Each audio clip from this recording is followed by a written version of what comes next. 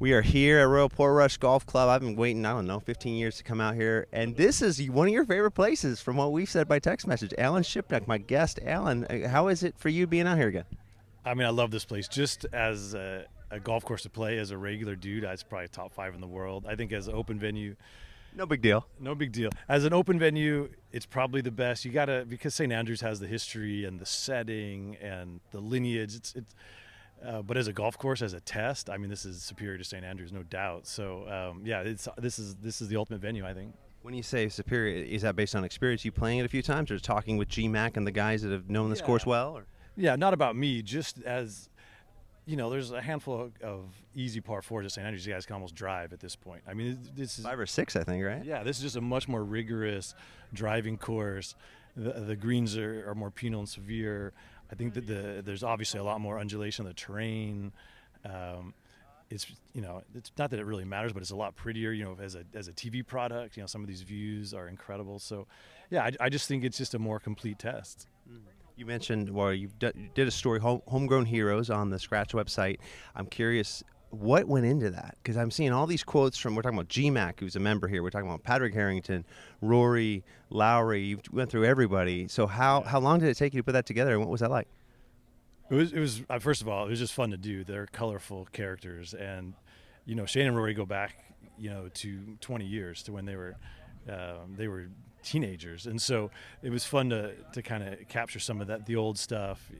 Everyone knows about the dust up at the Ryder Cup, about the victory at Zurich, but it's fun to add a little different context to those things. And yeah, just a lot of reporting, Luke Donald's quote in there. I can't remember who else. There's just that's the fun part of doing these big features, is just peeling back the layers and going deeper and deeper with as many voices as you can. So yeah, it was a fun challenge, because that's one of those things, everyone kind of knows their friend, so what can you bring to it that's different and unique? Yeah. Interesting. So when you talk about voices, the different voices you can bring, I remember you had a great quote in the intro about Shane Lowry, saying that he has a laughter that's basically the voice of Ireland, personifies Ireland. Yeah. Where do you get something like that? Does it come to your head just within a couple minutes, or what? Yeah, I mean, I've been writing about Shane for a long time. Obviously was here in 19, and you saw the way the whole Irish island kind of united around him. And yeah, the beer belly, the laugh, the red beard, just his jauntiness. I mean, if you think about like the quintessential Irish guy, he's a pretty good choice. So yeah, it's just, I think, from observing him and seeing him in his native habitat here. Well, you're talking about observing. I mean, to me, in covering golf for 15 years, you're one of the real good observers when it comes to the press corps, the scribes. You've really kind of watched people, and you have a way about doing that, a super strength, I think. And so I'm curious, when you've watched Rory, you've described him as, at times, what's the word, introspective. You had a number of other adjectives I'm not thinking of right now, but how do you get to that conclusion with Rory? Like, what are the little nuances that led to that conclusion? Yeah, I mean, I've been covering Rory's entire career, basically. And so it's the press conferences, it's the podcasts, it's the sit-down interviews, but it's also like the little stolen moments. And I was on a private jet with him back in 2012, flying across China, and got to see a different side of him. So there's just things like that you weigh out in your analysis of any player. And sometimes, as we know, there's a disconnect between the public and the private. I mean, the ultimate example of that would be Phil Mickelson, and so. It took a whole book to explain who he really is, and but yeah, I think that's what people want from all of us is they watch these guys on TV, but they want to know, what are they really like. That's a question you get all the time. I mean, you sit next to someone on an airplane, you tell them what you do for a living, and that's like, oh, what's so and so really like? That's always a question. They always ask, who's the biggest asshole too. That's interesting about human nature. No one ever asks who's the nicest guy, but the fans want to really. They get a very curated glimpse of these players and their lives, and they want to know the truth. And so that's kind of our role, is to cut through all of it and give them an honest assessment. Speaking of honest assessment, we saw the honest emotions that Rory had in 2019, and just driving it out of bounds off to such a bad start. And you spoke with Gary Woodland, I spoke with Gary Woodland. To me, it was so compelling to see him say, the most electricity I've ever seen, 17 years on the PGA Tour, that Friday, and the rally that the crowd got behind him. They carried him basically to the 65. What did you make of that emotion and how that bleeds into this week?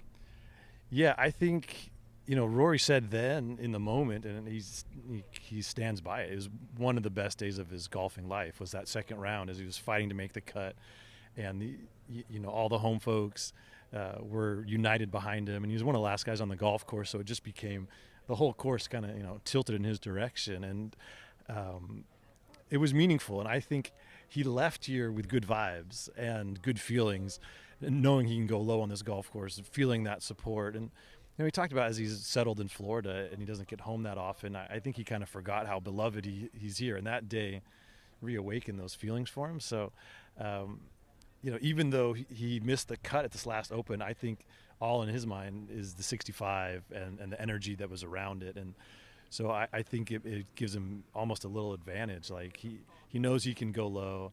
He knows what it feels like. I mean, he said back then he wanted to have those same emotions he did on Friday afternoon, but he wanted to have it on Sunday afternoon. Came 2 days too early, but he got to experience what it would feel like if he won here, when all of Ireland was invested. And so, in a weird way, I think that his takeaway from that week is positive and gives him a boost coming into this tournament.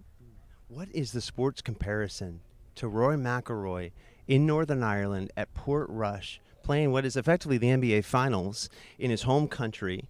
I think about LeBron James. If there was a chance to ever play in Akron, right, in his hometown, he could play, relatively close, right? Yeah. I'm from Sacramento, so maybe you think of Chris Webber, where he is from. Go wherever that is, play That's the NBA very Finals. niche, Chris Webber. Hey, man, it's all about the granular, brother. That's what the life's all about. So let me ask you that. What's the comp? So it's funny because before you even said LeBron, I was thinking when LeBron won for the Cavs in 2016. It's not Akron, but it's close enough. And that there had been that 50+ year drought for a championship in Cleveland. And so Shane kind of scratched the itch. He's from the Republic. He's not from Northern Ireland, but they adopted him as one of their own. So I think for Rory, it would be interesting to see. He got all that emotion out at Augusta, but I think if he were to win this one on reflection, it might actually mean as much, even though he'd had that decades-long quest to win the green jacket. But this would be so powerful for him. And, after he won the Masters, everyone felt like, okay, the floodgates are open, all the pressure's off, Rory's going to go on this rampage. And then instead he had this existential crisis that he seems to have sorted through. He looks more like himself last week, and that's Scottish, and here there's just a little more lightness and a little more joy. He was oppressed there for a few months after Augusta. So, but yeah, this would be monumental for his career. And then, he's kind of now entering the third act, right? Like, first stage Rory was this phenom, winning all those majors, getting to number one. The second act of his career was becoming this world-class player, but couldn't win the major, couldn't win the Masters. Now he's done that. Now, like, what is this last bit of his career going to look like? Is he just going to coast, or is he going to keep stacking up big accomplishments? The way he played at Quail Hollow and Oakmont was not encouraging for those who want to see him, keep achieving these monumental things. But if he has a great run here this week, I think then we can say, all right, Rory's kind of back, and now it sets him up for the next handful of years. Before we get off Rory, what's his ceiling, you think, with major wins? I mean, his superpower is the driver, and he's driving it as long and straight as ever. It's like if that started to go, it would be more challenging. But he's still in great shape. That's still the strength of his game. As long as that endures, and he's more akin to a Phil Mickelson than a Tiger Woods. Kind of this long, fluid swing. Those are the ones that last. The Sam Sneads. It's not short and violent like Tiger was. And so, there's no doubt Rory has a big window here if he's hungry and he's motivated. And it's hard to imagine he's going to be stuck on 5. But we couldn't believe he was stuck on 4 for so long. So you just never know with this guy. But his game has gone to a different level. His wedges, his short irons, his ability to shape the ball both ways. I mean, I don't know. I think he threw out the number 9 a long time ago, and that seems attainable. But it's just going to come down to staying healthy and staying motivated, and we shall see.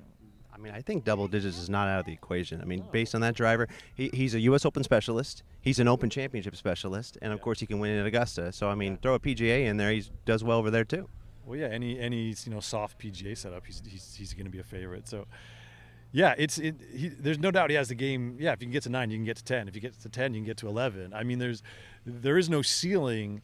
It's just how bad does he want it? And I think he's rekindled that a little bit. So, yeah, it's gonna be fun to see the answer to that, because I'm not sure even Rory knows. But if he can get those feelings here and he can carry that into next year, it's gonna be fun. Speaking of how bad does he want it, I think about this field, right? Justin Rose was so close last year, right? We know Adam Scott has been close in majors recently. They're same age, right? A second act, maybe a third act of their career. So I'm curious, that's just off the top of my head. Yeah. What is the player out there that really needs this Open Championship? Yeah, well, I mean, Justin is a lot closer than Adam is to pulling off sort of this career capping moment. Justin's played really well under the gun in some majors of late, obviously at Augusta. Adam, not so much, even though we all want Adam Scott to have that last victory lap, right? Deserves it. Everyone was pulling for him at Oakmont. But the way he played on Sunday, you have to question whether he can do it. I mean, I think he's played 50 majors since his last win. He's got his boy Trevor Immelman though out there in the putting green. Took a photo of them. I mean, come on, superpowers out there. Sure. That sounds convincing. Sure. I mean, I don't think either of those guys needs it. They're both in the Hall of Fame with their current resume. The guy who needs it is maybe like a John Rahm. He has not. It looked like he was going to set himself up for a career of winning major championships. He went to live. It hasn't happened.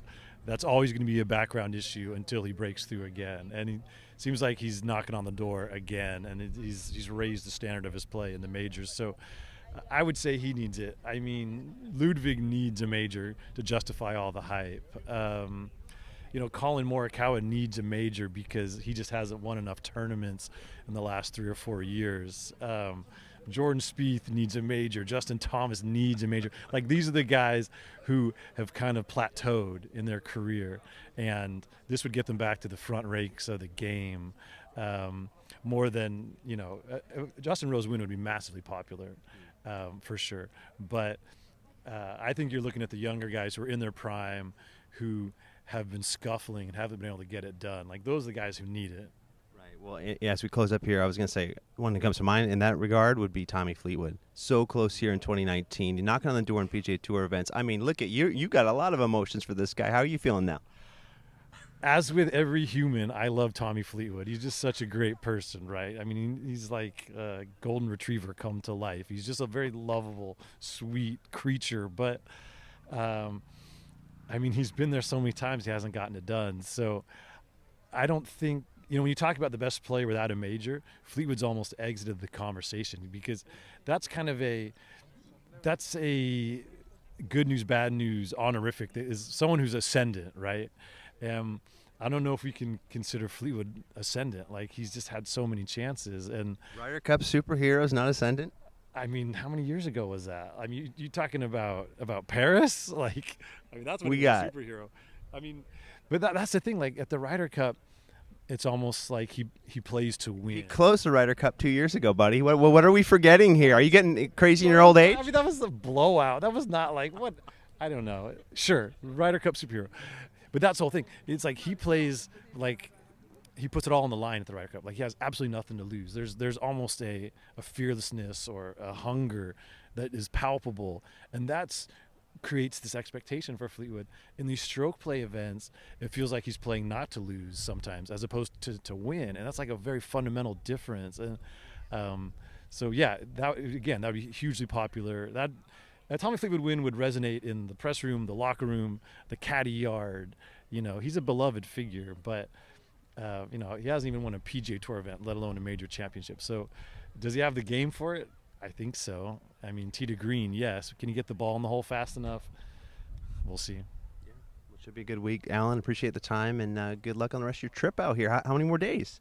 I'm here for the duration, man. Like, they don't crown a champion until Sunday. So, but yeah, it'll be – then I'm heading home. I kind of now wish I'd had a little boondoggle plan for after this Open and just played some more golf, because I've been lucky to play all across Ireland and Northern Ireland, but it's been a while. And when you get over here and you smell the sea air and you see the heather blowing in the wind and you see the Emerald Hills, it's like, dang, now I'm all fired up to play. But now I'm heading back. What I'm hearing is that you didn't bring your golf clubs on this trip. I did bring them, and I you know, Bamberger and I have this whole thing where you file a story at like 7 p.m., you eat a quick dinner, and you get in 18 holes before the sun goes down at 10:15. Like, we've done that many Open Championship weeks. So I suspect something like that could happen again. But, I'm talking about like the 9 rounds in 4 days kind of like golf orgy. Like, that's...